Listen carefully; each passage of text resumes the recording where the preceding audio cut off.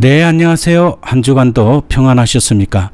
오늘도 수요 성경 공부 성경 총론 제72강 스바나스에 대해서 공부하도록 하겠습니다. 선지자 스바나는 여호와의 날을 선포한 선지자입니다. 먼저 제1부로 스바나스의 서론. 어느 시대나 악한 통치자 시대가 끝나면 보통 선한 통치자가 등장하여 새로운 역사를 시작하게 됩니다. 스바나스는 유다 왕 중에 가장 악한 왕 중에 한 명인 아몬의 시대가 끝나고 요시야 왕이 등장하여 종교개혁을 이룬 초기의 역사를 기록하고 있습니다. 이런 스바나스는 상류계층의 예언자의 예언을 기록한 책으로서 여호와의 날을 선포하기 위한 목적으로 기록하게 되었습니다. 이제 스바나스의 저자와 기록 연대에 대해서 살펴보겠습니다. 스바나스의 저자, 스바나 1장 1절이나 또는 유대교와 기독교의 전승에도 스바나가 저자가 명백합니다. 저자의 족보가 4대까지 기록된 것과 큰 종교개혁을 일으켰던 유다왕 히스기야의 후손임을 기록한 것으로 보아 스바나는 상당한 상류계층의 예언자로 추측됩니다. 또한 스바나가 예루살렘 지도자들의 죄악을 꾸짖은 사실과 그에 관한 긴 족보로 보아 왕가의 혈통임을 알 수 있게 해줍니다. 스바나의 설교는 요시야 왕의 통치 기간 중에 행하여진 것으로서 주전 621년에 종교개혁보다 앞서 선포되었던 것으로 생각됩니다. 그리고 스바나스의 기록 연대를 살펴보겠습니다. 스바나스가 어느 시대에 예언을 하였는가를 알 수 있는 시기를 결정할 만한 내적 증거가 스바나 1장 4절에서 6절 말씀에만 나타나고 있습니다. 여기에서는 므낫셋 왕 때에 유행했던 이방신에 대한 제사와 바알 숭배가 기록되어 있습니다. 그런데 요시야 왕의 종교개혁 운동은 주전 621년부터 시작되었습니다. 그러므로 문제는 예언의 시기가 요시야의 종교개혁 시대 이전이냐 이후이냐가 초점이 됩니다. 우상 숭배에 대한 책망이 기록되어 있는 것으로 보아 요시야 왕의 종교개혁 이전에 기록된 것으로 보입니다. 따라서 스바나스는 요시야의 종교개혁이 일어나기 전인 주전 640년에서 622년경으로 추측할 수 있습니다. 그리고 스바나스의 기록 목적과 주제에 대해서 살펴보겠습니다. 먼저 스바나스의 기록 목적. 스바나스의 기록 목적은 요엘이나 아모스와 같이 여호와의 날을 선포하기 위한 것입니다. 스바냐의 여호와의 날은 심판의 날을 상징합니다. 일반 민중들은 여호와의 날을 선민으로서의 구원이라는 관념에서 생각하고 있으나 선지자들의 이 날에 대한 관념은 두려움 심판의 날로 생각하고 있습니다. 또한 스바나스에는 여호와의 날에 구원받을 남은 자들의 영광을 노래하기 위하여 기록하였습니다. 여호와의 날은 심판의 날로 다가오나 그 처절한 심판 속에서 구원의 희망을 간직한 자들인 남은 자들의 모습도 등장합니다. 그리고 이제 스바나스의 주제를 살펴보겠습니다. 스바나스의 주제는 한마디로 말하면 여호와의 날입니다. 요엘이나 아모스와 같이 여호와의 날을 주제로 삼고 있습니다. 이 여호와의 날은 정확히 표현하면 심판과 축복의 날입니다.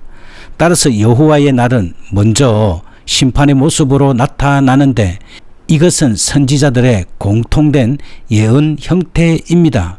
그리고 스바나스에 나타나는 심판은 유다에서 시작되어 유다 땅은 황폐하게 되고 결국 모든 열방에까지 번지며 그 위엄과 능력을 일깨웁니다. 그러나 그 가운데서도 하나님께서 선택하신 남은 자들은 그날을 인하여 오히려 기뻐하게 됩니다. 그리고 스바나스의 특징과 내용을 분해하면 다음과 같습니다. 스바나스의 특징, 스바나스의 가장 큰 특징은 여호와의 날 사상입니다. 여호와의 날은 스바나스의 주요 메시지를 이루고 있으며 희생의 날로서 분노의 날, 고통의 날, 캄캄한 어두운 날, 구름과 흑암의 날을 가리킵니다. 그리고 스바나스는 여호와의 날이 지니는 심판과 구원의 양면적 성격을 자세히 부각시키고 있습니다. 하나님이 진노하시는 가장 근본적인 이유는 하나님께 대한 거짓 예배입니다. 즉 하나님을 무시하며 더 나아가 그의 존재를 인정하지 아니하는 데 있는 것입니다. 그리고 두 번째 스바나스의 특징으로는 건조하고 사실적인 문체를 들 수 있습니다. 수식어를 거의 사용하지 아니하고 운율성을 강조하지 않은 간결하고 사실적인 문체를 사용하고 있습니다. 스바나스를 내용을 분해하면 다음과 같습니다. 스바나스는 여호와의 날이 지니는 심판과 구원의 양면성을 중심으로 크게 두 개로 나누어집니다. 먼저 서론이 있고 그 다음에 여호와의 날에 심판이 나옵니다. 그리고 여호와의 날에 축복이 나오게 됩니다. 여호와의 날의 심판에는 유다가 임하는 하나님의 심판에 대한 경고와 진노가 먼저 나오고 그 다음에 회개의 권고가 나옵니다. 그리고 난 후 모든 열방에 미치는 심판이 기록되어 있습니다. 그리고 예루살렘의 죄악이 기록되어 있습니다. 그 다음에 나오는 여호와의 날에 축복의 부분인 스바나서 3장 9절에서 20절의 부분에서는 남은 자에 대한 하나님의 구원의 약속이 나오고 그 다음에 남은 자가 누릴 구원의 기쁨에 대해서 기록하고 있습니다. 그러면 이제 스바나스가 주는 의미들을 살펴보겠습니다. 하나님은 하나님을 무시하며 하나님의 존재를 인정하지 않는 곳은 반드시 심판하십니다. 비록 그들이 하나님의 택함받은 선민이라 할지라도 하나님의 심판에는 예외가 없습니다. 스바나스는 여호와의 날 사상이 중심이 되어 나타나고 있습니다. 이 여호와의 날은 심판과 구원의 양면성을 지닌 것입니다. 여호와의 날은 스바나 선지자가 활동하던 시대뿐 아니라 오늘날까지도 똑같은 양면성을 지니고 있습니다. 심판과 구원의 양면성은 오늘날 하나님의 은혜만 강조하고 공의와 심판이라는 측면을 무시하고 강조하지 않는 교회의 현실 앞에 새로운 빛을 던져주고 있는 것입니다. 어느 시대나 하나님의 백성이 하나님을 생활 속에서 참으로 예배하지 아니하면 반드시 하나님은 당신의 백성도 심판하신다는 것을 잊지 말아야 합니다. 스바나스의 특징은 다음과 같습니다. 먼저 적나라한 심판의 예고입니다. 스바나스 책 서두에서부터 다른 설명이나 수식을 사용하지 않은 채 직설적으로 하나님의 심판을 경고하고 있습니다. 이는 구약 전체에서 가장 과격한 심판의 예고라 할 수 있습니다. 스바나스 1장 2절에 여호와께서 가라사대 내가 지면에서 모든 것을 진멸하리라 라는 말씀으로 시작된 그의 예언은 시종일관, 심판과 징계, 환난, 황폐 등으로 나타나며 여호와의 날 사상으로까지 발전합니다. 두 번째 특징은 침울함과 어둠의 연속이 나타나고 있습니다. 스바나는 가차없이 인간의 죄악에 대한 그 심판을 전가하고 있으므로 매우 침울하고 어두운 감을 줍니다. 따라서 스바나스의 예언에는 큰 신앙도 나타나지 않고 있습니다. 단지 남은 자들은 겨우 목숨을 건질 정도입니다. 더욱이 부드러움이나 정서적인 측면은 결코 찾아볼 수 없습니다. 단지 멸망이라는 주제에 대해서만 충실히 전거되고 있기 때문에 읽는 이들로 하여금 두려움을 유발하기에 충분합니다. 이는 죄악에 대한 하나님의 심판과 의지가 얼마나 확고하며 두려운 것인가를 짐작하게 해줍니다. 그리고 여호와의 날에 대해서 좀 더 살펴보도록 하겠습니다. 성경에 여호와의 날에 대한 특별한 언급은 약 18번 정도 나옵니다. 그 중에서도 7개 정도는 미래의 역사적 우주적 사건을 기대하는 희망적인 사실과 관련하여 나타납니다. 그리고 다른 6개의 본문은 여호와의 날이 가까웠다라는 선언으로 나타나는데 이는 그 절박함과 두려움을 잘 표현하고 있습니다. 한편 다른 5개의 본문은 여호와의 날의 개념이 어떤 것인가에 대해 기록해 주고 있습니다. 이런 본문들은 예언자들이 표현한 여호와의 날에 대하여 여러모로 조명해 주고 있습니다. 그러나 분명한 것은 그 개념들은 과거, 현재, 미래형으로 폭넓게 나타나지만 엄청난 심판과 구원이라는 양면성으로 규정지어질 수 있다는 사실입니다.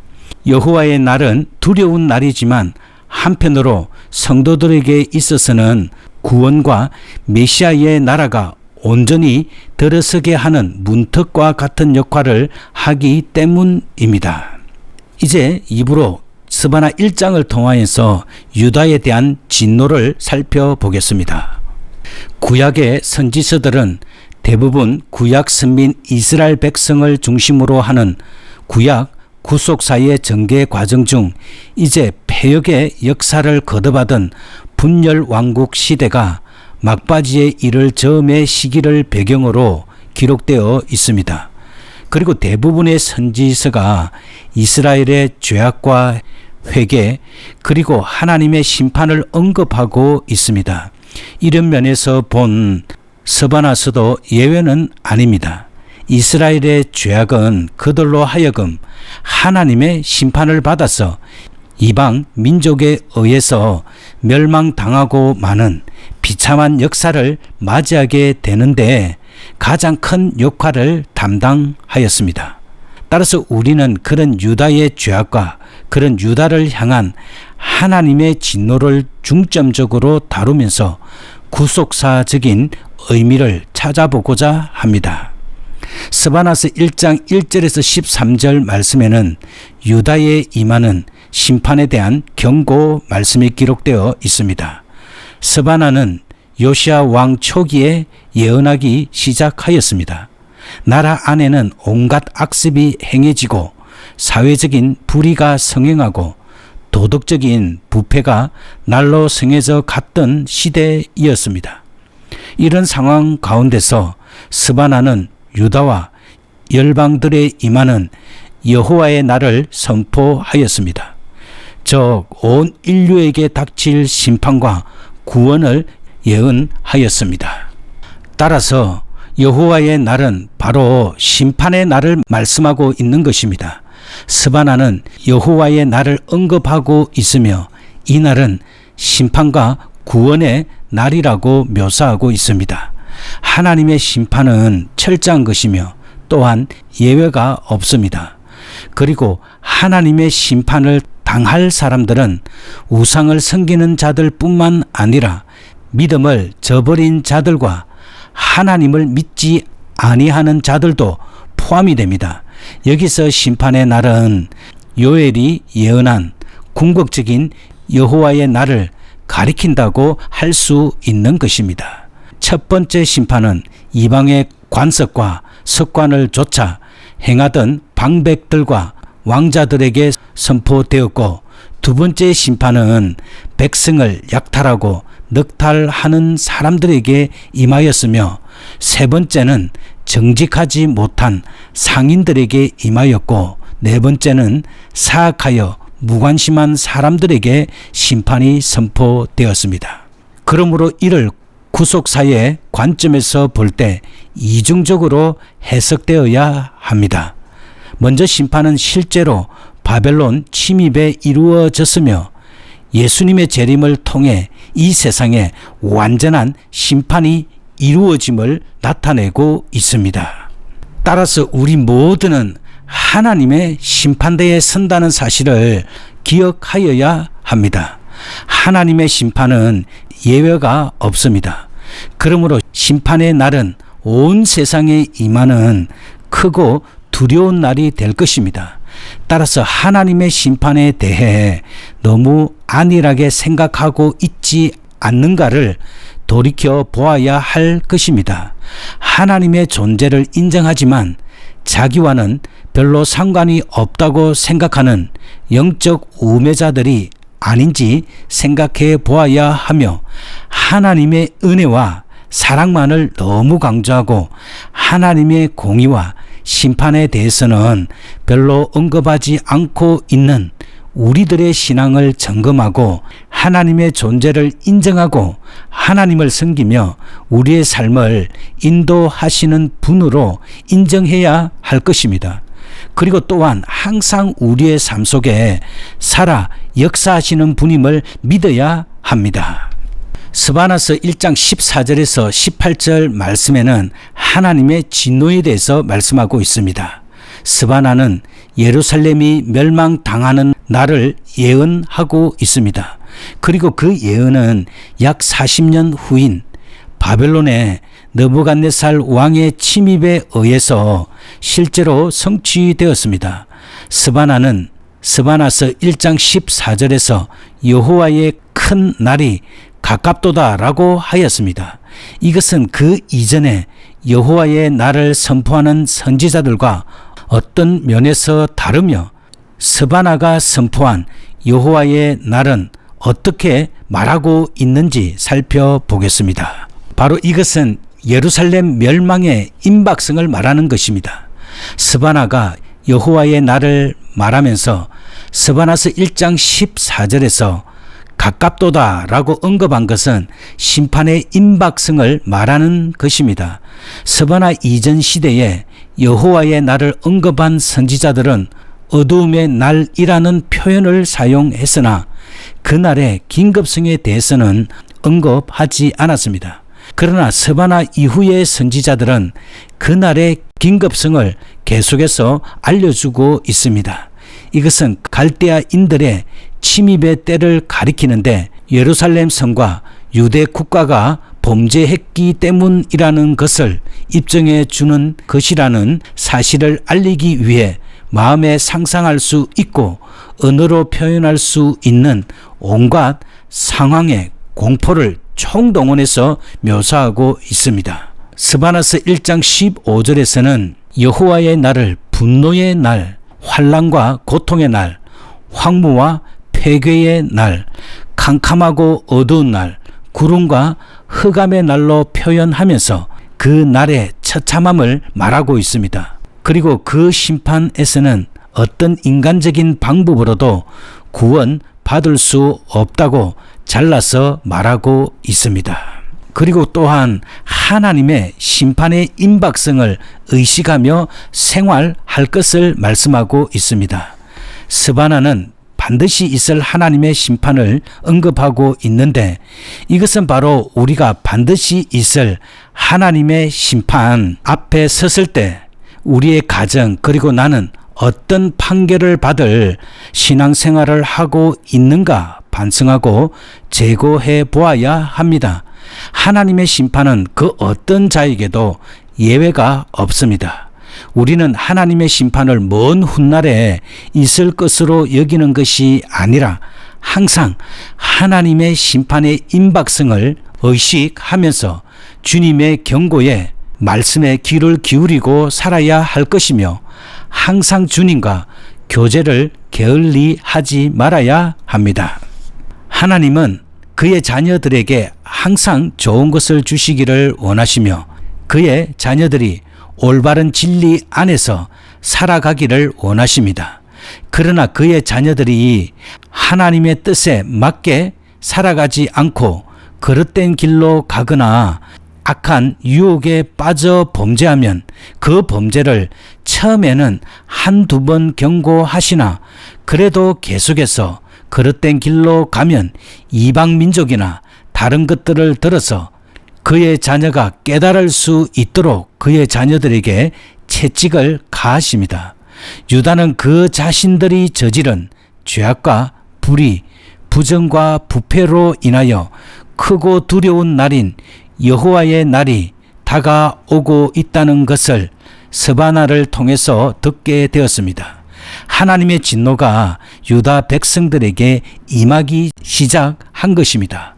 오늘날 우리도 하나님의 자녀답게 살지 않고 그릇된 길로 가거나 세상의 것만 따르고 하나님의 뜻에 순종하지 않으면 우리의 죄악으로 인해 우리도 하나님의 심판을 받을 수 있음을 명심해야 합니다. 이제 하나님의 우상 숭배에 대한 벌에 대해서 살펴보겠습니다.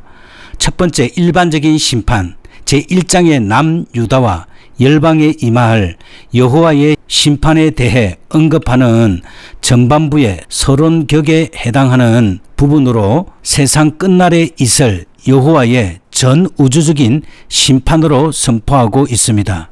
여호와의 심판은 인류로부터 어류, 금수에까지 이릅니다. 이는 노아 홍수 때를 연상케 하며 여호와의 최후 대심판이 매우 엄정하게 진행될 것이라는 것을 시사하고 있습니다. 하나님의 전 우주적인 심판의 선언은 대종말에 있을 최후의 심판을 예언한 것으로 여호와 하나님은 전 우주를 심판하실 수 있는 절대 권능을 소유한 분이시며 그 어느 누구도 여호와의 심판에서 제외될 수 없음을 보여줍니다. 그리고 두 번째는 유다 민족에게 임할 심판입니다. 남유다가 하나님의 심판을 받게 된 가장 직접적인 원인으로서 우상숭배 죄를 지적하고 우상숭배한 자들에 대한 심판을 선포하고 있습니다. 그 말임은 우상의 복장이요 말감은 암몬의 우상 몰록을 가리키는 것입니다. 이와 같은 극단적인 우상 숭배자와 하나님과 우상을 동시에 섬기는 혼합 종교 신봉자들은 물론 소극적으로 여호와를 찾지 않고 구하지 아니한 자들에 이르기까지 모두 심판의 대상임을 언급하고 있습니다. 이것이 바로 남유다의 멸망의 원인인 것입니다. 오늘날에도 갖가지 현대적 우상이 우리 주변에 널려 있습니다. 이러한 가운데 우리는 하나님을 섬긴다고 하면서도 다른 어떤 것들을 더 중히 여기며 사랑했던 모습은 없는지 돌아보아야 할 것입니다. 그리고 세 번째는 심판받을 자들의 죄악상에 대해서 말씀하고 있습니다. 하나님의 심판의 대상으로 왕과 상인들, 방탕자들과 폭도들을 열거하고 있습니다.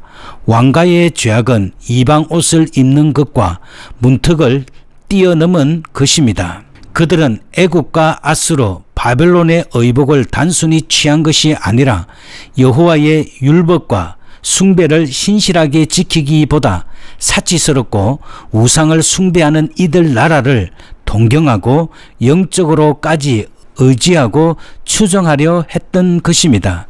또한 다곤의 제사장들처럼 문턱을 넘지 않는다는 것은 관습의 모방을 넘어서서 무고한 백성들의 집에 들어가 강포와 계율로 그들의 재산을 빼앗은 죄입니다. 상인들의 죄는 탐욕과 고리대금입니다. 그들은 계율과 고리대금업과 같은 극악한 상투수단을 통해 언을 제적한 자들입니다.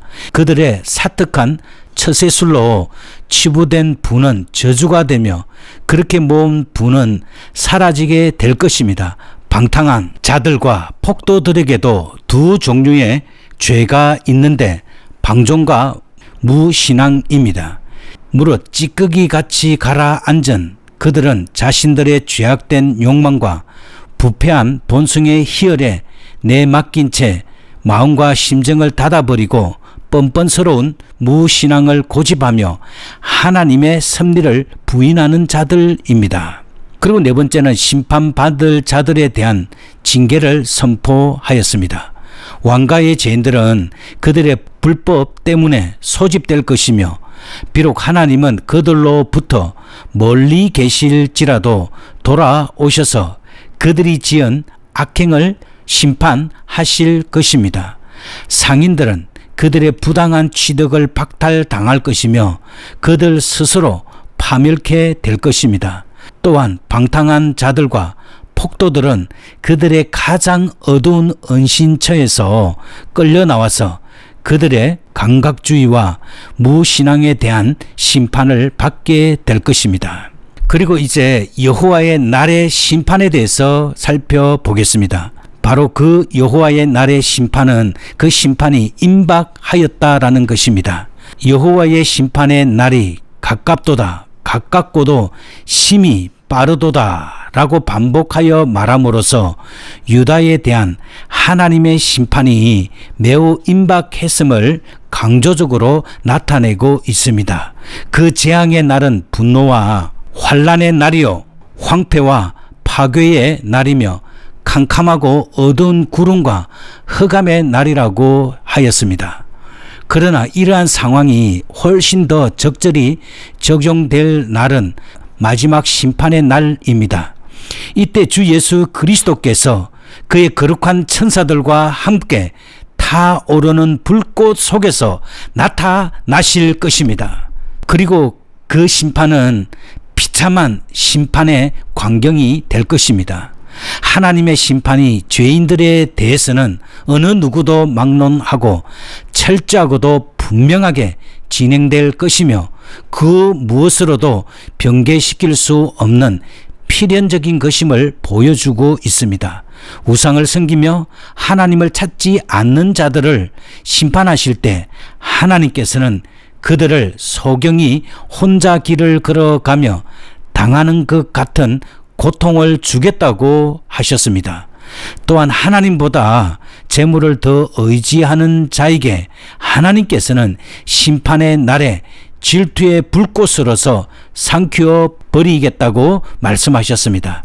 하나님이 심판하실 때 세상의 재물이 결코 그 심판에서 우리를 구원해 줄 수 없을 뿐만 아니라 오히려 그 재물로 인하여 더욱 하나님의 심판을 받게 된다는 사실을 잊어서는 안 됩니다. 네, 오늘은 스바나서 서론과 일부인 제1장을 공부하였습니다. 스바나서가 말하는 여호와의 날은 심판의 날이자 구원의 날입니다. 이때 구원받은 남은 자들은 하나님의 영광을 노래하게 된다고 말씀하고 있습니다. 따라서 우리가 잊지 말아야 할 것은 우리는 하나님의 심판의 날을 기다리고 살아가고 있다는 것입니다. 따라서 우리는 이 날을 사모하고 소망하며 살아야 합니다. 이 구원의 날을 기다리는 자는 비록 구원받은 하나님의 자녀라 할지라도 우리는 매일의 삶 속에서 하나님의 존재를 인정하며 두렵고 떨림으로 우리의 구원을 이루어 나가야 합니다. 하나님의 구원과 심판의 양면성을 우리는 늘 기억하여야 하는데 오늘날 하나님의 은혜만 강조하고 공의와 심판이라는 측면을 무시하고 살아가는 현대 그리스도인들에게 스바나서는 우리에게 경고하고 있습니다. 즉 하나님의 백성일지라도 우리의 매일의 일상 속에서 참으로 하나님을 예배하는 자로 또한 거룩한 삶을 살아내며 구원의 날을 기다리며 죄를 이기고 승리하는 삶이 되어야 합니다. 우리 모두가 다 이런 삶이 되시길 주 예수 그리스도 이름으로 기도합니다. 아멘. 네, 오늘도 성경 공부하느라 수고 많이 하셨습니다. 편안한 오후 시간 되시고요. 다음 주에 또 공부하도록 하겠습니다. 샬롬.